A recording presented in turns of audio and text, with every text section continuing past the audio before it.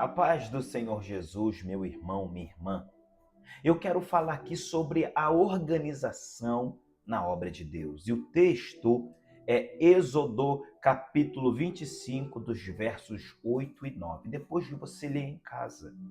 Olha que interessante, a Torá são 5 livros. Torá, Pentateuco, que é o Gênesis, Êxodo, Levítico, Números e Deuteronômio. Gênesis, no princípio ou em princípio. Êxodo, nomes. Levítico, Vaikra, ele chamou, ou chamado de Deus. Números, Bamidbar, no deserto. E Deuteronômio, Devarim, palavras. Se você pegar esses 5 livros, olha que coisa linda. Estes são os nomes que ele chamou para revelar a sua palavra no deserto. Aleluia! Olha que coisa linda, irmãos. Quem escreveu? Moisés, João capítulo 1, verso 17 e 45. Filho de Anrão com a sua tia Joquebede, irmão de Arão e Miriam. Olha que coisa linda. Então, quando nós olhamos para a Bíblia, Deus aqui pega esse homem e dá a ele direções para ele construir o quê? Um tabernáculo. Sim, um tabernáculo. Era um protótipo do céu na terra. Coisa linda, irmãos.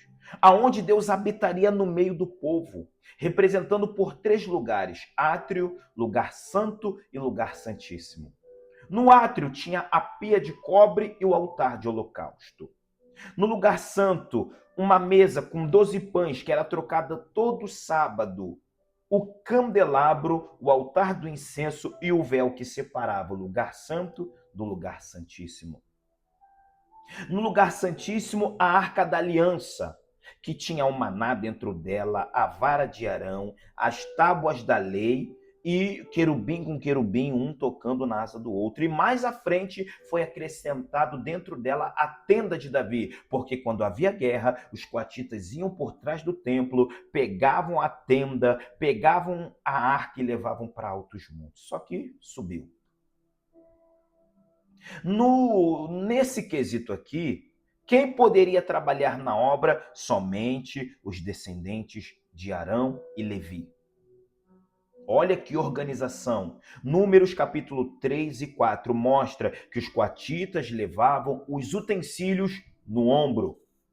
Os meraritas levavam as tábuas e os gersonitas levavam os tecidos, e a Bíblia diz que todo estranho que tocasse morreria. Olha como Deus é organizado. Números capítulo 1, verso 51, Números capítulo 3, verso 10, Números capítulo 18, verso de número 7. O estranho que tocar morreria. O sumo sacerdote, uma vez por ano, participava do Yom Kippur, o dia do perdão, todo aparamentado, com as suas vestes, e as tribos, tudo organizado por Deus. Os levitas ficavam no centro, porque eles eram responsáveis pela manutenção do tabernáculo. Aí Deus pegava as tribos.